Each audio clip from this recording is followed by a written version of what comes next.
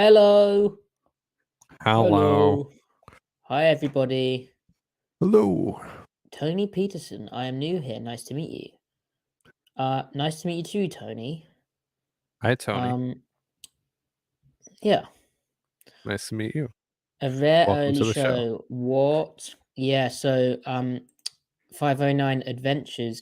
It is Christmas, and because it's Christmas, I am trying to not feel really tired if I get up early. So I'm therefore trying ahead of Christmas to go to sleep less late. Although I think Griffin will probably do that in tomorrow Mm. Yeah, we're probably gonna have to start late, at the usual time. usual time. But Yeah. anyway, it was like a worthwhile attempt, and I do also have a lot of stuff to do tomorrow, like Christmas shopping, tidying, my Substack Tidying. article. No, not that. My Substack article. Other things. Right. So there you go. Tell a friend. Like the video if you're watching. Tell a friend we're live. Follow the Twitter at Seattle Overload. And subscribe to the channel if you haven't already, please. And thank you everyone for joining. I know it's earlier. Is that a problem for Seattle people? Kind of, right? Because they get off work. Yeah, it's only 4:46 Seattle time. Oh no, right now. the commute. The commute. But Don't hey, maybe drive and watch. Drive and listen. Yeah, just listen. Just listen. Don't look at us. We won't do anything too visually appealing. Keep your eyes on the road, especially if you are participating in legal U-turns. Oh no, not that again. Please. Always, Maddie. Always. Oh dear. Oh dear. Always. Oh dear. Forever. But yeah, please keep your eyes on the road. So. Would you like me to do the intro thing, Kai? Sorry? Would you like me to do the intro? Let's do the intro thing. Hang on. Wait. Ice hockey. Yeah. Ice hockey. I don't know. It looks a bit Canadian, bro. Yeah, I like this hat. I mean, what can I say? It's a nice hat, but I'm really getting in the culture. It gives off kind of Alouettes vibes. I was gonna say that it kind of gives off Buffalo Bills vibes. Oh yeah, that too. Yeah. What team is it? It's the Quebec Nordiques, who are now. Who did they become? I'm new to hockey. They became someone else. They're not. They don't exist now. That's the point. Oh wow! Look at you hipster. Yeah, exactly. Right. Wow. Yeah, I totally know a lot about hockey and totally didn't just see this out of. I totally just didn't see this out of lids and bought it because I thought it was cool. Who did they? Oh, did they become the Avalanche? Oh yeah, they became the Colorado Avalanche. No, that's so messed up. Yeah. Why did they do that to Quebec? I don't know. I guess they were just like, you know what? Canadians or Canada's sport has too many Canadian teams. That's so messed up. And now Stan Kroenke owns them. Oh, is he the owner of the? I'm pretty sure. Of the Avs? Oh shit! I didn't know that. That's crazy. Yeah. Right. Okay. Let's go. So wait, that dude got a Super Bowl and a Stanley Cup in the same year. Yeah. That's wild. Yeah, he did all right. But Arsenal didn't win, so that's good. There you go. Although they are currently top of the Premier League. So what about Newcastle? They're third. That's very good for them. They're still third. Very good. There you go. Well, there was a little break for this whole World Cup shenanigans. Oh yeah, I've heard something about that. Yeah. Yeah. Gotcha. Did any Newcastle players play in the World Cup? Yeah, a few. Okay. Yeah. Do you wanna hear them? Sure. Let's go through. Well, Callum Wilson was a substitute for England. He set up 2 goals, I think, and he looked pretty good when he came on. He gave some pace in behind that Harry Kane wasn't bringing. Bruno Guimaraes played for Brazil, but as a sub again, they should have played him more often because their midfield was lacking bite. and they played Fred over him, which was like a very odd decision. And it sort of made them not very dynamic because they had sort of Fred and Casemiro in midfield, which was a bit awkward looking. Fabian Schär played centre back for Switzerland again as a sub, and then he had a bit of a bad game when he actually played in their team. But really surprising he wasn't playing because he's excellent for Newcastle. And then technically Newcastle player Garang Cole, he played for Australia. He's the 17-year-old, and he had a late chance against, I can't remember what team it was, but he almost scored, but he didn't. So it might have been Holland in that knockout game. Gotcha. All right, so some representation. Shout out. And Kieran Trippier played for England as well. He started as right back, but then he got benched for Kyle Walker. So why did he get benched? Was he misplaced a few passes, but I think they also wanted Walker's a faster player, so I think they kind of wanted pace on that side, especially for playing that against Mbappe. Gotcha. See, guys, I got him to talk football within the first 5 minutes. Yeah, I don't want to see anything in the comments about that. Yeah. All right. That thing. I don't understand why people get so upset about the whole soccer thing. Like either way, it's very odd to me. Very odd. But whatever gets you off, I'll just say American football if I feel that there would be any confusion. That's right. It. I say soccer, like. Or just because say soccer, whatever. Yeah, whatever. Doesn't matter. Oh, there we go. Okay. All right. Intro time. Welcome to the Seattle Overload podcast, where we have our Seahawks Week 16 news roundup and chat. It's Matty and Ty tonight, as it often is during the news show. Ty, the Seahawks, the vibes are bad. They've lost a few games. They're 1-4, 1-5. 1-4 in their last 5. The last 5 games. This Ty, now they're back at 500. They're 7-7. They started 0-0. This is the decisive moment in the 2022 season. Who are they? Can they go to Kansas City and beat them? Can they make the playoffs? Can they win all 3 games and go 10-7, which really should get them in? Or Ty, are they doomed to continue this downward slide in very unpeak Cowlick fashion? Is it Gene over or is it not Gene over? That is the question.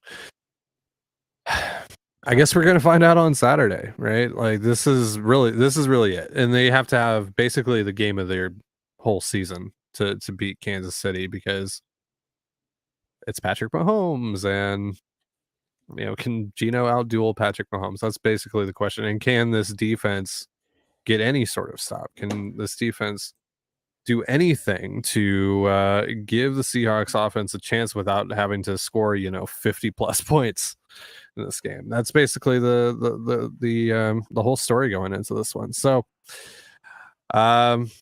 yeah, we're gonna find out very quickly here, and if they win, I mean the vibes got to be at an all-time high, really. And then going into what could very well be a Sunday night game against the Jets, and then we'll see about week 18. But it's not over yet. Mathematically, you look at Washington right now; they're 7-6-1. They just lost to New York. They have like Dallas and Cleveland and Philadelphia, I believe. Yeah, left on the schedule. So yeah, that's the thing. Like, if you look at all the other teams in the NFC playoff hunt, their schedules are fairly similar to Seattle in that there's like a bad team, there's a mid team, and then there's a really good ass team. Yeah, I find it kind of refreshing. We've almost had 3 seasons, and we're about to have the 4th. We had Denver game. Yep. Is Geno going to be a disaster, or is he going to prove us right because we said it'd be good? Yeah, he did. Then we had Geno being amazing, defense being bad. No, Geno being amazing and the defense actually starting to get good after it had been bad during that Geno is he good stretch. Now we're having regression on both sides of football. Yep. In a bad way. And now we've got this last 3 game stretch where it's like, can you make the playoffs? Can you put it all together? Can you actually start winning again? Can you start playing complete football games? Yeah. So we will find out about the 2022 Seahawks in a way that sometimes you don't. Sometimes you left feeling in the season that there could have been more, or you don't quite know who that team was because of injury. But they haven't really had bad injuries this season other than Jamal Adams. Tyler Lockett obviously being hurt doesn't help this week. We'll get into that news, but yeah, generally speaking, they've had fairly all right health other than Adams, and now it's time to find out who are you? Who are you, Seattle? Are you gonna put up or are you gonna shut up? yeah. I mean, these are two really good teams that you're going to go up against, and you got Robert Saleh waiting next week. You got the, everything the Chiefs and do. Old Bobby S. He Mm, runs a similar defense to the 49ers, and they have a defensive front, which is it's obviously not the same talent as San Francisco, but it's pretty up there. And if Shane Waldron has issues against that again, if Seattle can't run the ball or just decides not to, then we might have a real situation. Obviously, the Jets this week play Thursday against the Jacksonville Jaguars, and or as I'd say, Jaguars, which doesn't that sound nicer? It's more that does sound phonetic. nicer.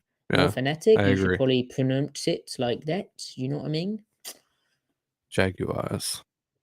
Jaguars. Yeah. Wow. It sounds good when an American says it as well, actually. Right. Start the movement.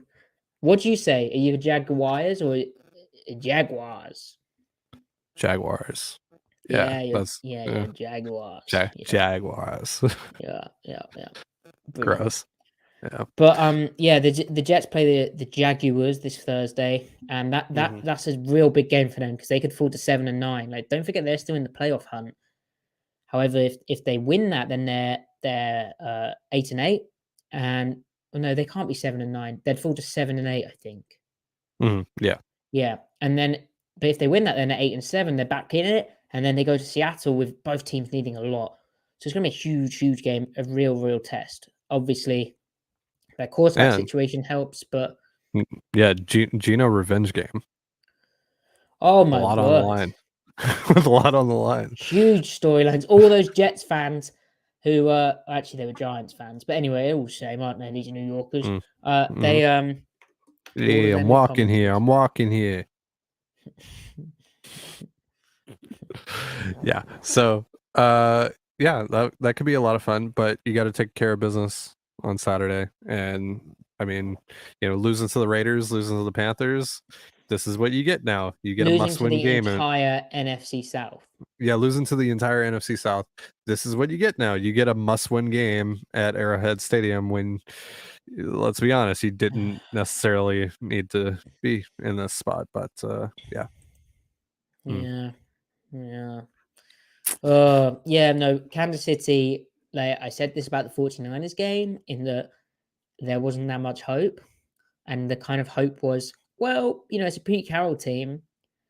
And if they do lose these games, that is very un-Pete like. The last time they lost most of their remaining games was in 2013 when they won the Super Bowl. But Seattle can't afford to do that this year. They don't have that glitzy, big ass record. They can't slip up now. They have to win. And for a team to sort of just lose in that fashion, it's not Pete like. And I mean, shoot, even last year when everything was like a disaster, they still beat the Lions. They still beat the Cardinals. Like they heated up and they heated up, and they finished strong, even though they had a bad season. They had injuries again, and they kind of came through those. So yeah, I'd be concerned then. I'd be really concerned. Now, Kansas City is a similar position to the San Francisco game in that they're so talented, they're so loaded in offense, and their defense does pose problems, even though metrics wise it's not like a top one. But again, you're sort of hoping for that similar sort of 49ers game hope, where it was like, oh, well, a Pete team will come in and they'll play hard and maybe they'll win, they'll pull off something weird, but they didn't. The hope is, which we'll cover in tomorrow's podcast, the film podcast, the hope is that they're a bit more solid in terms of their defensive play. It seemed like they improved against the 49ers, but then that's a very different style of offense. Two back kind of 21 personnel with a fullback staff. Now the Kansas City do sprinkle that in, but obviously they have the spread element still. They have a very different kind of quarterback, and they run a lot of 11 personnel. So maybe the defense regresses again. And then obviously the offense, they need to run the ball. Like, they can't run the ball, which is like embarrassing. But yeah, we'll get to the tape of that. But there is a bit more reason for hope, I guess, than the 49ers game, just because the defense actually played a bit better, even though there's those big plays and mistakes still. But on the other hand, like, I don't know, man, it's tough. Yeah, I mean, one thing is, like, the Chiefs are not playing great right now. Struggled against Houston. Might be getting a bit complacent because they've won their division now. Yeah, they lost to what was it, Cincinnati a couple weeks ago. Didn't they blow a lead in that game or something? But yeah, so they almost blew a lead against the Broncos of all teams. Yeah. They were up by like 24 points in that game, I think, and they only won by 6. So I don't know. Maybe you're catching them at as good of a time as possible. So this is good cope, Ty. It's real good stuff, man. Good stuff. Pure, 100%. I'm trying. High grade. I'm trying. It's we're getting to the very teensiest little bit left here in the tank, but I'm it's still there. It all up. Yeah. We're still going. It's not Gene over. It's not Gene over. I don't like how you've created that. I didn't create that one. Where's that from? Not on Twitter. It was Twitter. No. It was Twitter. Yeah, it was Twitter. I don't remember who created that. I shouldn't shout so loud. It's 1 a.m. here, but that is shocking to me. Yes, it was. This is disgusting. I've just searched it. What's wrong with people? Yeah, no. Genova Pilled Social Club. It's on site. It is on site. Oh, but yeah, it's to me though, it's Genova. What's wrong with all these people? It's not Genova. It's not Genova. Oh, that's more like it. It's not Genova. Yeah, it's not Genova. No, I'll take credit for the MV Geno stuff, but not the Genova stuff. That was some other sicko. Okay. That was some other sicko. I'd hope so, because I was a bit concerned about that. Yeah. All right. So Kenneth Walker didn't practice yesterday. Did he practice today? I've been kind of out of the loop today because trying to get Christmas stuff done. Well, Ty, that is bad preparation. We also have the Pro Bowl voting to talk about. Right. Yeah, I just saw that. So Geno Smith, Quandre Diggs, and Tariq Woolen have all officially been selected to the NFC Pro Bowl teams. Now, and Jason Myers. Oh, and Jason Myers, J-My got on the team too.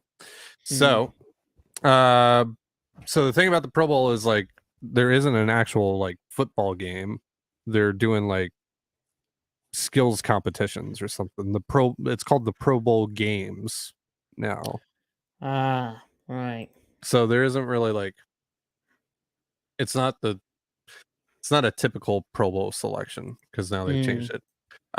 Which, whatever, who cares? That's a shame. It was very high standard. Right. Yeah. High stakes game, very intense, full of tons of just going at it. Action. Yeah. Just peak football. Yeah. So, but it's a cool honor still.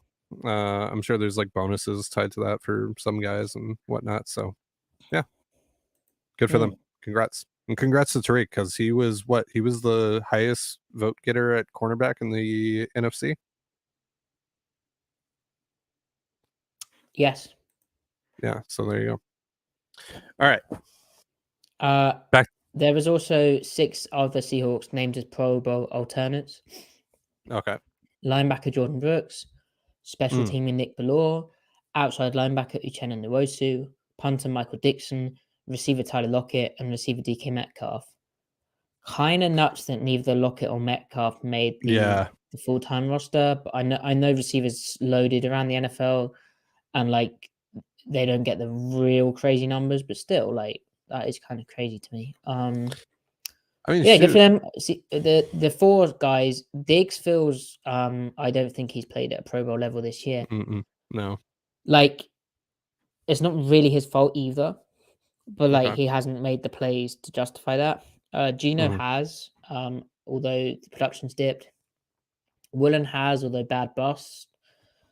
And then, but he's fun as well, right? And then Myers, I don't know. I don't look at kickers. He's like missed only one kick this year, and whoa, you got the kicking metrics. Yeah, kind of. I saw a tweet earlier today. He's also 6 of 6 on 50+ yarders. So nice. Yeah. Wow, look at you. You just know all that, huh? Right. Yeah. Huh? Yeah. And then Brooks, like the Pro Bowl voting is nuts to me because I swear it's just done off how many tackles linebackers have. Oh yeah, absolutely. Which is crazy, but good for Brooks. He has had an up and down season. Belaw's, I mean, the special teams has been great, so I guess Belaw deserves it. No, they definitely vote for the Pro Bowl based off of the tape. No, yeah, that's the thing. Yeah, 100%. They're grinding that tape. Yeah, I'd be scared actually to look at even all pro voting and see how much of that is just PFF grades. Yeah, I don't want to look. Don't want to look. It's probably a lot more than you would hope. Yeah. They're not in the lab just grinding that tape. I don't think they are.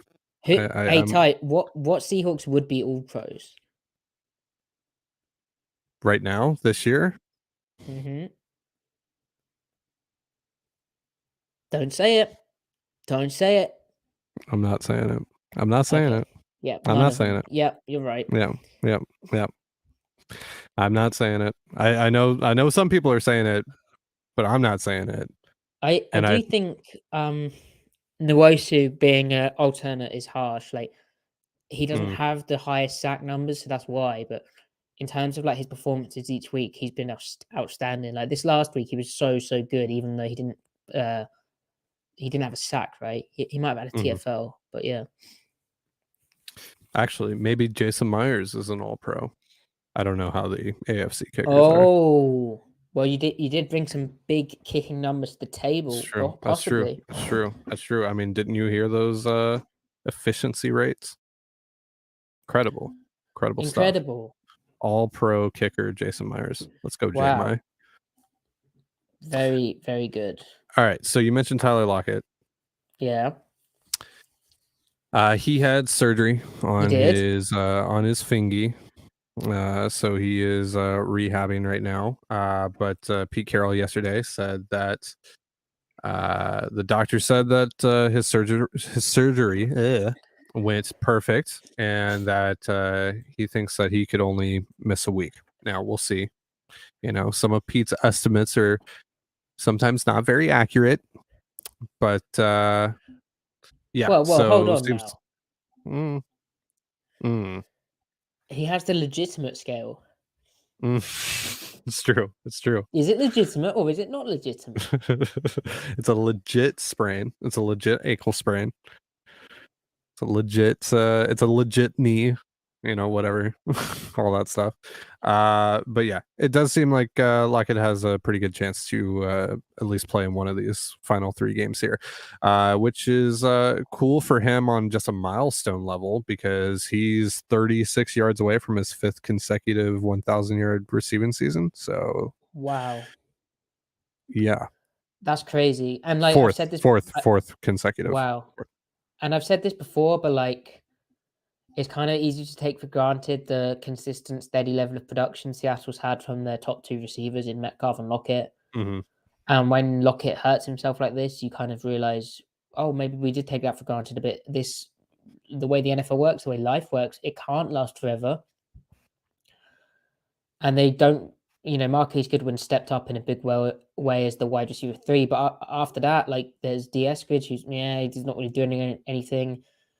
You hope it all comes together in his 3rd year, but you can't count on it. There's Penny Hart, who, is just a guy, basically. Yeah. Beyond that, there's no one really. So the receiver, I mean, Derek Young, he had a nice catch which came back on a holding penalty, but we haven't seen much of him. there's a reason he won't be getting more snaps and getting more targets and routes. They probably need to address receiver, but for now, great news about Lockett. Pete said it went superb. Perfect. That was it. Yeah. So that's good news. So hopefully this is probably the worst game for Lockett to be out, because you might end up having to get into a shootout in order to win this game on Saturday. But the one good thing is that Geno's seems to have a really good rapport with Marquise Goodwin, so they've been able to do some nice things together. And DK's been pretty good as of late. He had the one bad drop against the 49ers the other night, but I think he's been pretty good last few games. So yeah, so we'll see. Yeah. Goodwin, you're right. That's big, and he still has plenty of speed, so he's not the same type of player as Lockett. And I guess they'll try and replace that kind of underneath short to intermediate production and openness into zone holes with the tight end passing game. Yep. Which might lend itself to a more balanced looking offense again, because it really has not been balanced at all in these past few weeks. Yeah, and we should also mention that they officially signed Laquan Treadwell to the 53-man. Oh, right. Okay. So yeah.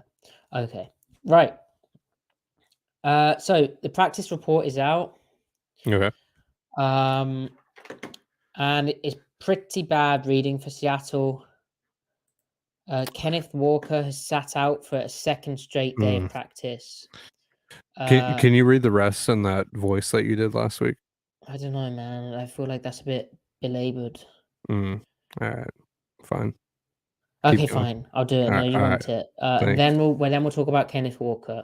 Thanks. So Noah Fant did not participate in practice, knee. This is Wednesday. Tyler Lockett did not participate in practice, hand. Kenneth Walker, third, did not practice in practice, ankle. He didn't practice in practice? Did not participate. Ryan Neal did not participate in practice, knee. Al Woods did not participate in practice, Achilles. Bruce Irvin did not participate in practice, knee, heel. So Walker. But the good news, running back DJ Dallas did have limited participation in practice with an ankle injury. Walker, the running back room is banged up still. Dallas working his way back is big. Seattle today waived Tony Jones and signed Davion Nixon, who we'll talk about in a bit, a defensive tackle. So perhaps these, and they re-signed Wayne Gallman to their practice squad.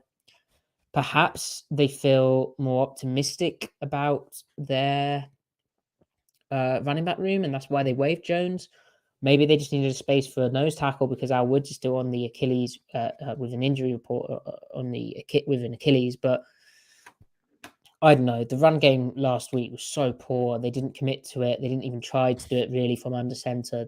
They were in under center formations 5 times in total that game, which is nuts. It's like under 8% of the snaps. Like, I don't know what they were doing. They called the game like they had to play shotgun and pass, which they didn't. But anyway, that was their decision. A very odd game plan, and maybe it was because they knew Walker was hurting and they didn't trust their other running backs to do much. But yeah, Walker not being able to go. Apparently, it's an injury he's had in high school, and he's dealt with time and time again. Like, that's something that is I don't know. I'm a bit worried about, but. I think Seattle, to stand any shot in Kansas City, has to be able to run the football. So they need a better solution than they had against San Francisco. Yeah, I mean, going back to Thursday, like, I have questions now after seeing Walker miss the first 2 days of practice here. Why suit him up? And then why continue to run him out there if he's like not 100%? Especially if you're not going to use them. I guess they needed to win the 49ers game, or felt they did, but now you need to win the Kansas City game. Like, yeah, it doesn't stop. It's a good question, Ty.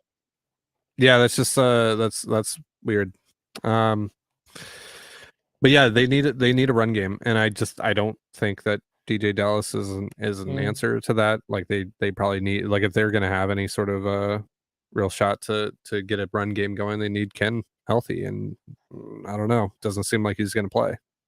And don't get me wrong, like they could be resting Walker, but Yeah, we'll see. They need Ken. Like, and again, you realize how important that 1-2 punch and Rashad Penny was to their yeah, plans. Like him being out for the year is a real pain. That's a yeah, guy I forgot to mention in the injuries of the season. So yeah, and they were able to make it work for a little bit there, but now not so much. Now they, yeah, at the yeah. very least having a safeguard there in place, with Penny would be nice. But Yeah. So the other thing, I guess, is Al Woods still not practicing with his hurt sore Achilles. He obviously missed the 49ers game. Brian Monet went onto the IR with an ACL injury. So Seattle had a need at the defensive tackle position, and they've signed Davion Nixon. yeah, Now, this is a guy, my best Chris Collinsworth, yeah. but Whoa. he is the same person in the room. I'm He gonna was need you like, to do the spin next episode. yeah, the slide, Yeah, the yeah. slide. Yeah, yeah. Um, so coming out of Iowa, he was a defense tackle who, when you watched him and you looked at his profile, he's in the 2021 draft class. You were like, this could be like the number one defense tackle off the board. Like, he is 6'3", 313 pounds with 35.5-inch arms, I think, which is crazy long. He had pretty good jumps, but where he really impressed was his 40-yard dash was 4.9 seconds, and his 10-yard split was 1.66 seconds. That's 313 pounds. That's pretty damn good, and he's fairly agile for a guy his size as well. So 35 he and one tested eighth inch great. arms. Crazy. Yeah, there you go. Yeah. So not a half. There we go. So then he went in the fifth round to Carolina, and you're like, well, what went on there? And you hear murmurings of off the field stuff, like and that he's unpolished technique wise. Uh, hurt his knee following an October knee injury and landed on the Panthers IR. Then they did the kind of classic thing of re-signing to the practice squad the next year, and then he got to the active roster, and then he got cut last week. So Seattle's getting a really athletic, long dude who can give some much needed interior defensive line depth, and maybe it clicks for him, maybe not, but kind of a low cost, high upside ads where you in a position that you need depth with Woods out and Mm. Monet gone. They've lost their two stoutest, biggest defensive linemen. And at the end of that 49ers game, the 49ers just went into 22 personnel, two running backs, or a running back and a fullback, and two tight ends. And they kind of bullied Seattle up the interior. As hard as the smaller guys are playing, they're just smaller. And so you do need a bigger mass. Don't think Nixon's in that 340-pound range, but he is more of that kind of 1/3 technique. If you think of like a Seattle defensive end, a 3-4 defensive end, so the two interior defensive linemen flanking the nose tackle, they're more in that kind of 275-pound-ish range. Whereas the nose, well, with Monet, it was like 340 pounds, and Woods, Nixon's more 320 pounds. So, he's got a bit more mass there. He can anchor a bit more. And he'll also be able to play some three technique. And he really Mm-hmm. did have pass rush coming out of college. It's just, it clearly hasn't clicked for him. Injuries, maybe there was some off the field we didn't know about, and maybe his technique just he didn't improve on because it was a bit raw. We will see though. You say the same thing with any guy Seattle picks up. They got the culture.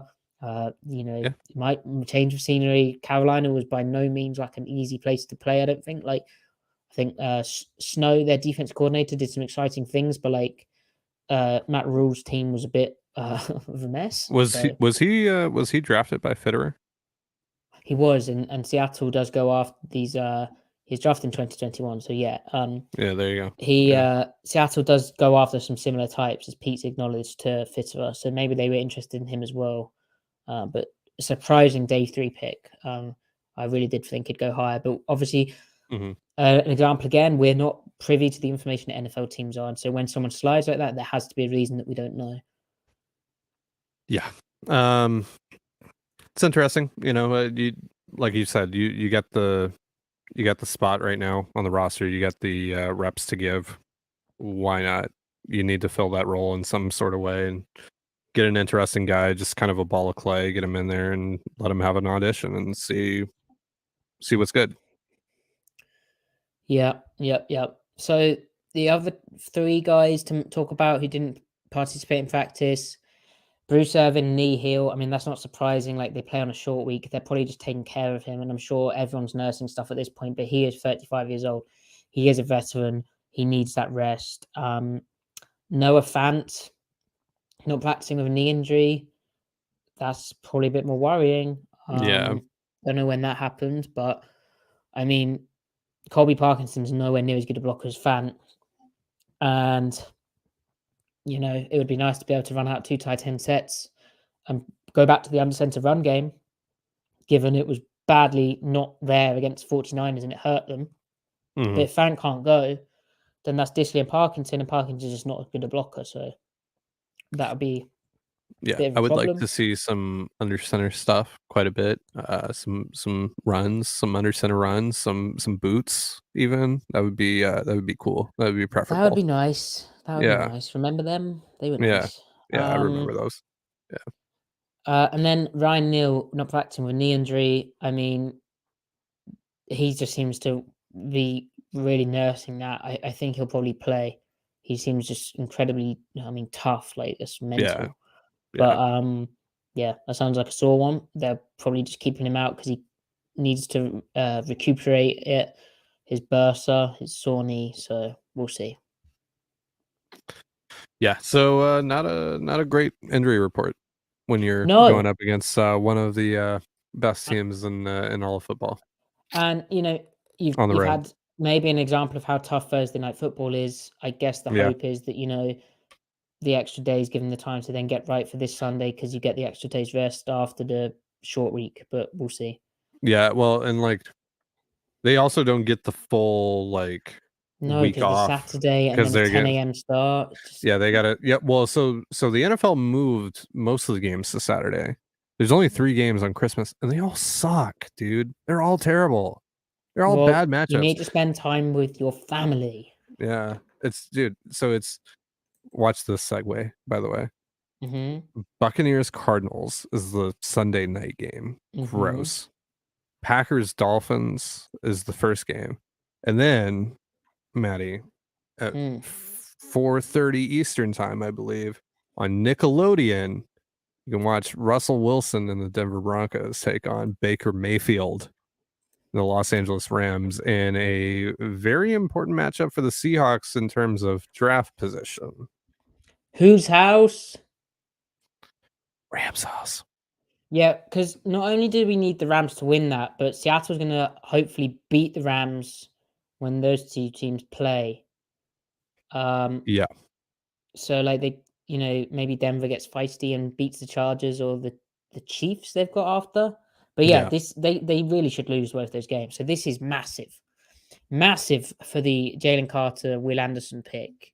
Yeah, and huge. Also remember, Rams pick belongs to the Lions.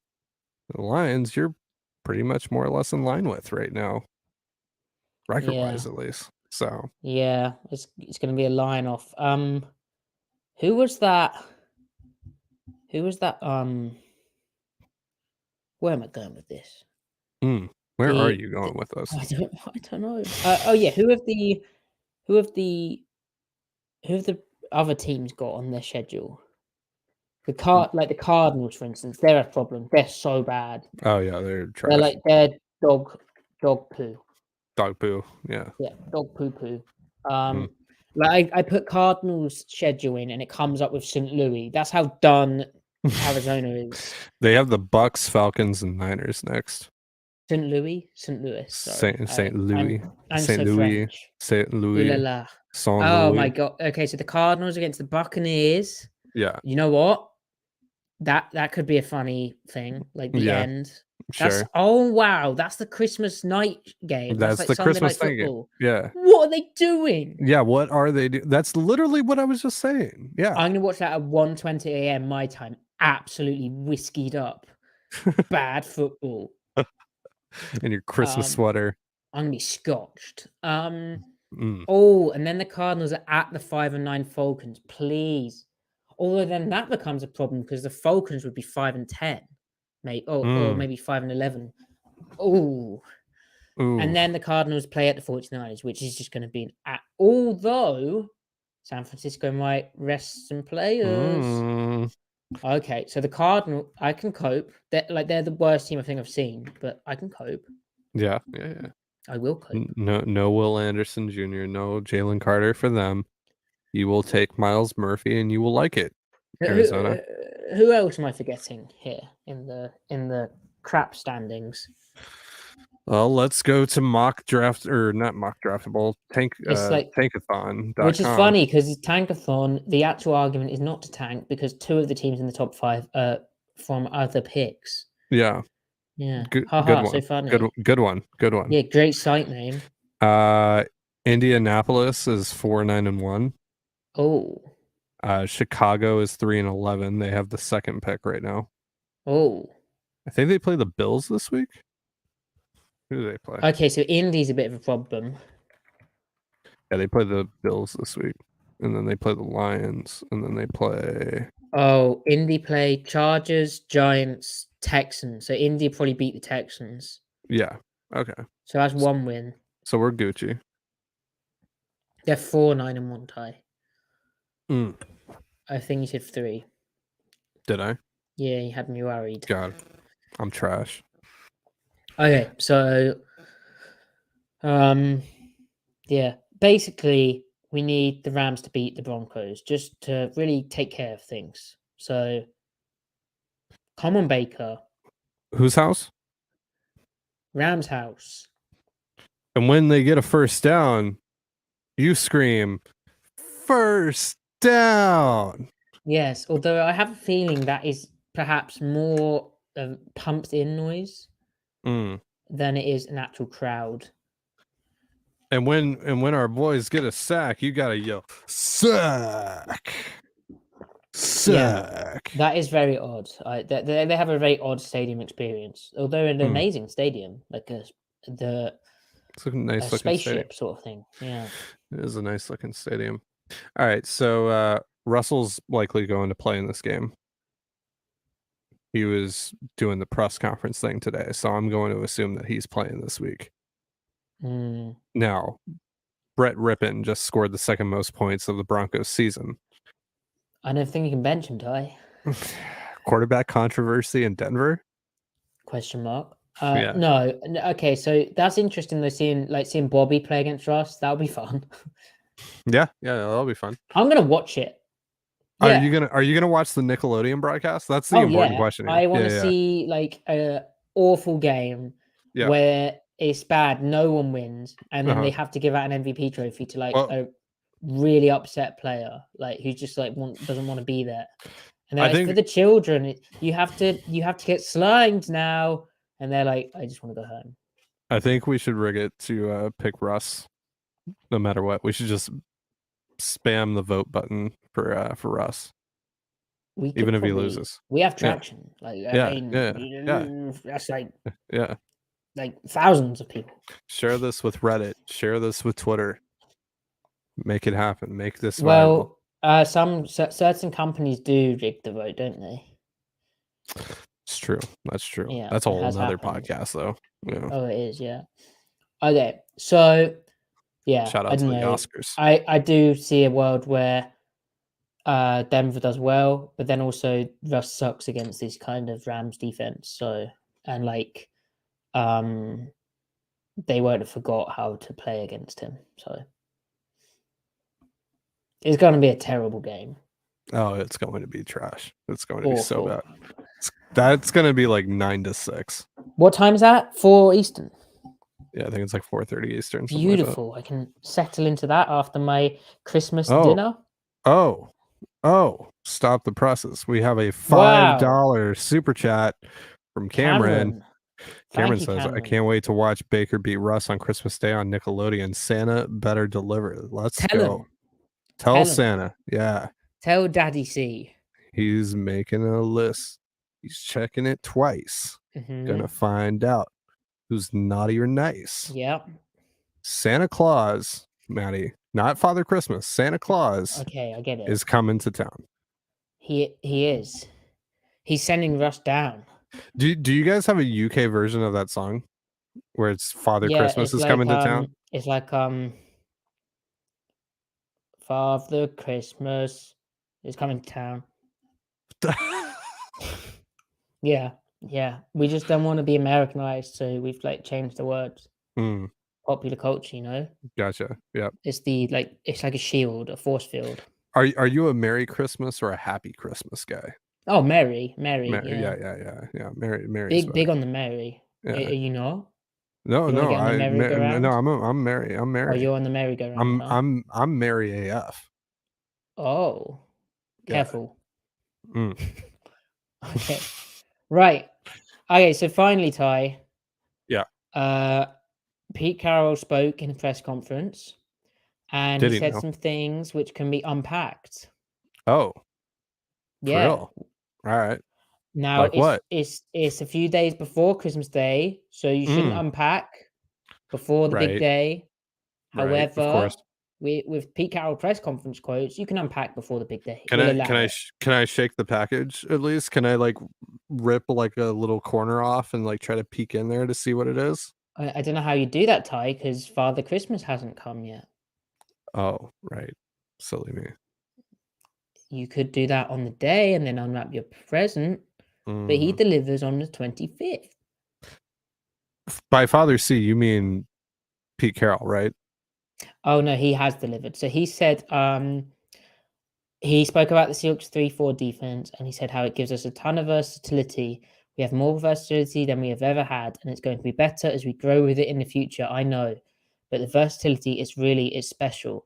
We had to try to do it in different ways before to be versatile, which we did, but this system is better for us in that regard.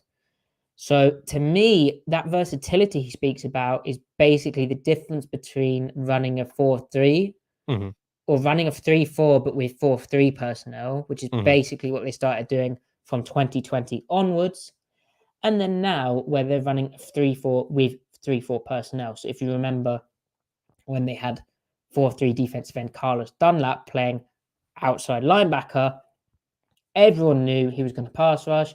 And everyone knew opposite him, KJ Wright at the Sam outside linebacker spot was going to drop into coverage. Why is Carlos Dunlap dropping into coverage? And yes, to try and vary it up, they did that. And they did it kind of well, but it looked a bit weird. Dunlap was kind of clunky in space. He's not an outside linebacker type. And so this offseason, I anticipated that and said, it's basically about being more versatile and plug and play. The other thing it impacts is the two defensive ends. So the guys opposite the nose, either side of the nose tackle in the bare front, covering up the guards or maybe covering up a tackle. In the past, Seattle would have like a 5 technique who would be lighter and a 3 technique who'd be much heavier. Nowadays, their weights blend. And so, again, there's less tips, there's less tails, there's more ability to plug and play in theory. Even their safety grouping of, free safety, strong safety, they've gone away from having like a cam type and a high type. And like Adams, I think if we'd seen him this year more often, he'd have been playing more interchangeable with Diggs. They would have played almost left and right. And that's the same with the outside linebackers. It's more like a left and right thing rather than one guy going to the cool and one guy going away. So that's what Pete Carroll meant. That's how it makes them more versatile. It's just a personnel thing. It's not really like, okay, the scheme comes into it, but it's more about the fact that they've got the right personnel to run the system in theory, even though there's been all this talk about not having the right personnel at the moment. Yeah. I think that's more about not having the talent level. And then Sure. obviously Darryl Taylor regressing, Jamal Adams being hurt is like two massive issues for them because they are meant to be their two blue chip guys. Yeah. He also spoke on Tuesday about the 3-4 defensive end. So the two guys flanking the nose tackle. He said those guys need to be 3 techniques and 4 techniques and 5 techniques. They need versatility about them. And you can play them accordingly if they're more skilled at one aspect than the other. And there's a different style about guys that really play square stances and 2 gap, 4 techniques, than guys that get off the ball, 3 techniques. So there's a spectrum in there that depends on how the guys can bring their skills to it. And we kind of tweak around that the best we can. That, what he's talking about there, isn't really new to the Seahawks, because if you think about back in the day when they had the 5 technique, Red Bryant, who was big, he was like an old nose tackle type, he was a 5 tech, but so was Michael Bennett, who was like that 275-pound dude. He was a unicorn who could play down inside, he could play on the edge, he could pass rush. The big end, basically. And the big end played opposite, away from the 3 technique side to the B gap bubble most of the time. Whereas the Leo, the lighter pass rusher, which is what Seattle sort of has now in the 2 outside linebacker types, they're like Leo/Shams. He was more of a lighter dude who was protected by the 3 technique. So that 5 tech idea is not new. The difference is Seattle has 2 of them rather than a 5 technique and a 3 technique. But really, the 5 technique, Carroll says he can play a 3 technique or 4 tech. 4 tech is basically what I'd call a 4-eye on the inside shoulder of a tackle. But basically, he plays inside a lot of the time in the bare fronts. And that spectrum of guys, like in theory, they have more guys who can play along the spectrum in like a wider manner. But also the challenges have been, I think they've had much more guys who are more comfortable playing 3 technique, power stepping into a guard, less guys who are comfortable mirror stepping. And I think they've found it harder to find who exactly can do that, a gap and a half style from the 4 tech or 4-eye. Miles Adams is actually good at it, but they didn't seem to work that out. Obviously, Al Woods tried that a bit, played 5 tech as well on the outside shoulder of the tackle, like Red Bryant used to. Yeah, so I think they finally found it, and they found the right balance and how to play the guys, which is what kind of Pete was saying. We kind of tweak around it the best we can. It's just taken them a lot longer than they'd have wanted. And again, don't want to put someone on blast, but like Damian Lewis, the interior defensive line coach, with Clint Hurt being a defensive coordinator, he spends less time with that group who used to be his position group. And so, the spotlight is on Lewis for why did it take so long? Have they struggled a bit with it? Why did the ideas take a while? But Ty, I just waffled for ages. So it just kind of seems like there's like they have the molds that they want, that they prefer, but they don't have the talent there, or they don't have the coaching there. And maybe it's just a mix of the two, right? It's most likely a mix of the two, so that's a place that I think they're probably going to hammer pretty hard in the off season, after they get Geno squared away and everything. And after they've drafted Jalen Carter, of course, yes. Who, by the way, when you're looking for those types, with how much bear Seattle run, so 5 down with 2 interior defensive line playing the 3 tech or a 4 tech if it's the open side of middle field open, or to a tight end or 3-man surface.